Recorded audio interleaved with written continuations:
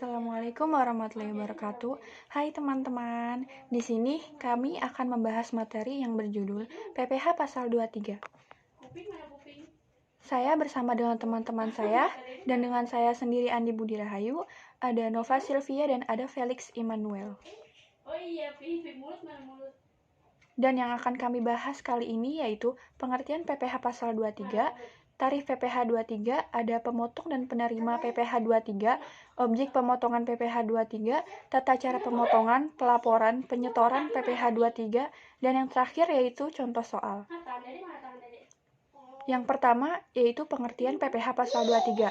Menurut situs Dirjen Pajak, pajak penghasilan Pasal 23 atau PPH Pasal 23 adalah pajak yang digunakan pada penghasilan atas modal, penyerahan jasa, atau hadiah dan penghargaan, selain yang telah dipotong PPH Pasal 21.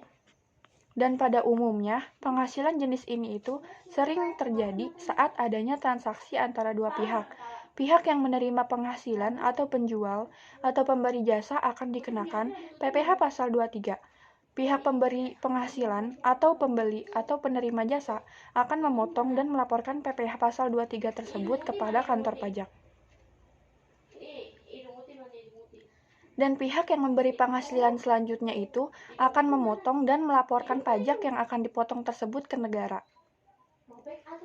Sebagai pemungut pajak, penghasilan Pasal 23 itu juga maka diwajibkan membuat bukti potong pajak dan penyerahan bukti potongnya kepada lawan transaksi atau pihak yang telah dipotong pajak penghasilan tersebut. Selanjutnya ada tarif PPH 23. Tarif PPH 23 itu dikenakan atas nilai dasar pengenaan pajak atau DPP atau jumlah bruto dari penghasilan. Jumlah bruto itu adalah seluruh jumlah penghasilan yang disediakan untuk dibayarkan atau telah jatuh tempo dengan pemotong pajak. Dan ada dua jenis tarif yang dikenakan pada penghasilannya itu 15% dan 2%. Pajak PPH 23 dengan tarif 5% itu dikenakan untuk penghasilan bunga, dividen, royalti, dan hadiah. Sedangkan pajak PPH 23 dengan tarif 2% dikenakan untuk penghasilan jasa dan sewa. Dan untuk jasa pada PPH 23 itu meliputi jasa teknik, jasa manajemen, jasa konstruksi, jasa konsultan, dan jasa lainnya yang dijelaskan dalam Peraturan Menteri Keuangan Nomor 140.PMK.03/2015 yang mulai berlaku pada tanggal 24 Agustus 2015. Dan untuk WP atau wajib pajak yang tidak memiliki NPWP atau nomor pokok wajib pajak itu akan dipotong 100% lebih besar dari tarif pajak PPH 23 tersebut. Dan di sini ada pemotong dan penerima PPH 23. Yang pertama, pihak pemotong PPH Pasal 23 itu ada badan pemerintah, subjek pajak badan dalam negeri, penyelenggara kegiatan, bentuk usaha tetap atau BUT, perwakilan perusahaan luar negeri lainnya, dan yang terakhir ada wajib pajak orang pribadi dalam negeri tertentu yang ditunjuk Direktur Jenderal Pajak. Yang kedua, yaitu penerima penghasilan yang dipotong PPH Pasal 23, ada wajib pajak dalam negeri dan bentuk usaha tetap atau BUT. Selanjutnya yaitu pemotongan PPH 23 dikecualikan atas. Yang pertama, dikecualikan atas penghasilan yang dibayar atau berulang kepada bank. Yang kedua, sewa yang dibayar atau terutang sehubungan dengan sewa guna usaha dengan hak opsi. Dan yang terakhir yaitu dividen atau bagian laba yang diterima atau diperoleh perseroan terbatas sebagai wajib pajak dalam negeri, koperasi BUMN atau BUMD dari pernyataan modal pada badan usaha yang didirikan dan bertempat kedudukan di Indonesia yaitu dengan syarat. Selanjutnya yaitu pemotongan PPH 23 dikecualikan atas. Yang pertama, dikecualikan atas penghasilan yang dibayar atau berulang kepada bank. Yang kedua, sewa yang dibayar atau terutang sehubungan dengan sewa guna usaha dengan hak opsi. Dan yang terakhir yaitu dividen atau bagian laba yang diterima atau diperoleh perseroan terbatas sebagai wajib pajak dalam negeri, koperasi BUMN atau BUMD dari pernyataan modal pada badan usaha yang didirikan dan bertempat kedudukan di Indonesia yaitu dengan syarat. Yang pertama, dengan syarat dividen berasal dari cadangan laba yang ditahan. Yang kedua, bagi perseroan terbatas, BUMN atau BUMB kepemilikan saham pada badan yang memberikan dividen paling rendah yaitu 25% dari jumlah modal yang disetor. Yang ketiga, bagian laba yang diterima atau diperoleh anggota dari perseroan, komanditer yang modalnya tidak terbagi atas saham-saham, persekutuan, perkumpulan, firma, dan kongsi termasuk pemegang unit penyertaan kontrak investasi kolektif. Yang keempat, SHU koperasi yang dibayarkan oleh koperasi kepada anggotanya. Yang kelima, yaitu penghasilan yang dibayarkan atau terutang kepada badan usaha atas jasa keuangan yang berfungsi sebagai penyalur pinjaman atau pembayaran. Lalu, bagaimana jika tidak memotong PPh 23? Pada dasarnya, siapa saja itu bisa memotong PPh atas jasa, asalkan memiliki NPWP yang melakukan kegiatan, usaha, atau pekerjaan bebas. Dan jika penerima jasa tidak memotong PPh 23, bagi penerima jasa tidak ada keharusan untuk membuat bukti potong sendiri. Jadi, pada umumnya yang harus memotong PPh pasal 23 itu adalah pembayar atau pemberi kerja yang mengorder, sedangkan yang memberikan jasa atau penerima uang menerima sebesar net dikurangi PPh 23 yang telah dipotong. Dan materi selanjutnya akan disampaikan oleh Nova Silvia. Selanjutnya, objek pemotongan PPh pasal 23. Untuk tarifnya itu ada dua, yang pertama 15% dan yang kedua 2%. Untuk tarif 15% tersebut, objeknya itu ada dividen, bunga, royalti, hadiah, penghargaan, bonus, dan sejenisnya. Untuk pengenaan dividen, di dalam PPh pasal 23 itu dikhususkan hanya untuk wajib pajak badan. Lalu, yang dimaksud bunga di sini adalah bunga pinjaman, bukan bunga bank, bukan juga bunga deposito, dan juga bukan bunga obligasi. Nah, untuk hadiah di sini itu merupakan hadiah yang bersifat aktif income karena suatu kegiatan, dan hadiah tersebut diterima oleh wajib pajak badan. Mengapa demikian? Karena kalau hadiah yang aktif income tersebut diterima oleh wajib pajak orang pribadi, maka dia itu masuknya ke PPh pasal 21.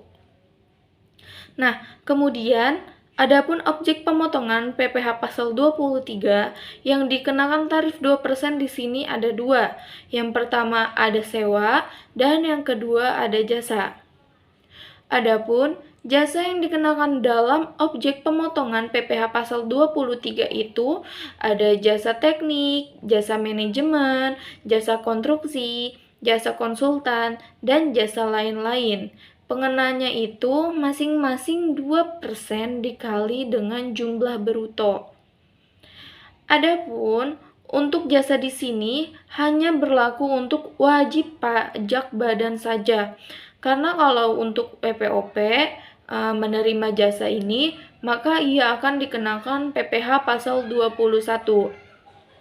Adapun jasa lainnya yang dikenakan potongan PPh pasal 23 di sini ada jasa penilai atau appraisal, jasa aktuaris, jasa akuntansi pembukaan dan atestasi laporan keuangan, jasa perancangan atau desain, jasa pengeboran di bidang penambangan migas kecuali yang dilakukan BUT, dan ada jasa penunjang di bidang penambangan migas.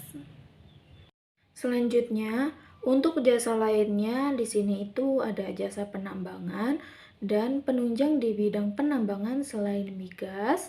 Lalu ada jasa penunjang di bidang penerbangan dan bandar udara, ada jasa penebangan hutan, jasa pengelolaan limbah, jasa penyediaan tenaga kerja, jasa perantara atau keagenan, jasa di bidang perdagangan surat-surat berharga kecuali yang dilakukan Bursa Efek, KSEI dan KPEI, dan jasa kustodian atau penyimpanan atau penitipan kecuali yang dilakukan KSEI.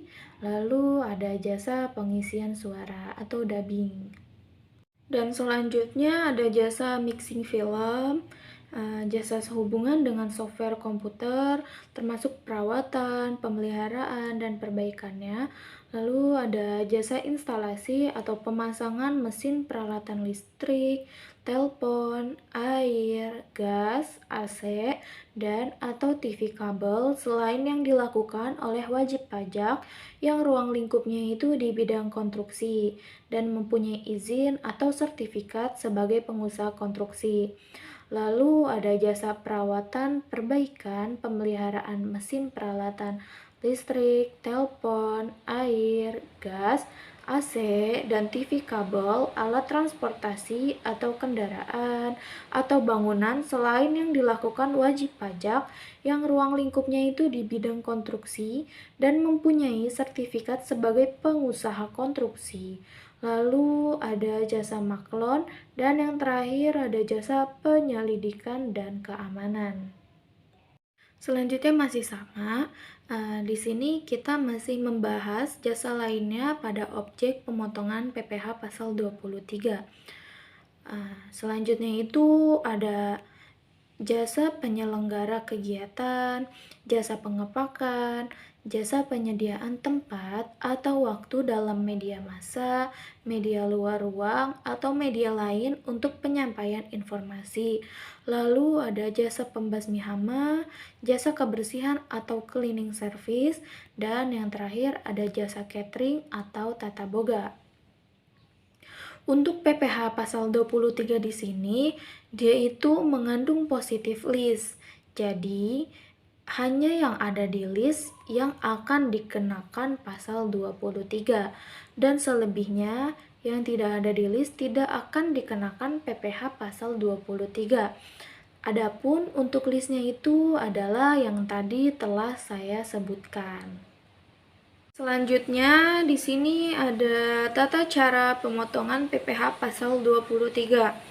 Pemotongan ini itu dilakukan pada saat penghasilan dibayarkan atau telah jatuh tempo pembayarannya, yaitu paling lama tanggal 10 bulan berikutnya setelah masa pajaknya berakhir. Dan setelah itu nanti kita akan mendapatkan bukti pemotongan untuk wajib pajak penerima penghasilan, dan kita juga akan mendapatkan lampiran SPT masa, PPh pasal 23, dan arsip pemotongan. Oke, selanjutnya adalah tata penyetoran PPh pasal 23. Di sini sebelumnya itu jumlahkan dulu nih teman-teman PPh pasal 23 dalam bukti pemotongan selama 1 bulan takwim teman-teman. Selanjutnya itu disetor ke bank persepsi atau kantor pos atau giro dengan menggunakan SSP. Nah, tahap selanjutnya adalah paling lama itu tanggal 10 bulan takwim berikutnya setelah bulan saat terutangnya pajak. Terus ada lagi itu fasenya adalah apabila tanggal 10 jatuh pada hari libur, maka penyetoran dilakukan pada hari kerja berikutnya teman-teman. Tapi ada ketentuannya nih. Ketentuan ini juga berlaku bagi wajib pajak dengan kriteria tertentu yang diizinkan melaporkan beberapa masa pajak dalam satu SPT masa. Begitu. Selanjutnya itu ada tata cara pelaporan PPh pasal 23, di mana di situ dengan cara mengisi dengan lengkap dan benar SPT masa PPh SPL 23 rangka 2, di mana lampirannya itu ada 3 teman-teman. Yang pertama yaitu lembar ketiga SSP bukti setoran PPh PSL 23 ya. Habis itu lanjut lagi daftar bukti pemotongan PPh PSL 23 dan lampiran terakhir yaitu lembar kedua bukti pemotongan, di mana teman-teman bisa pergi ke KPP atau KP2KP.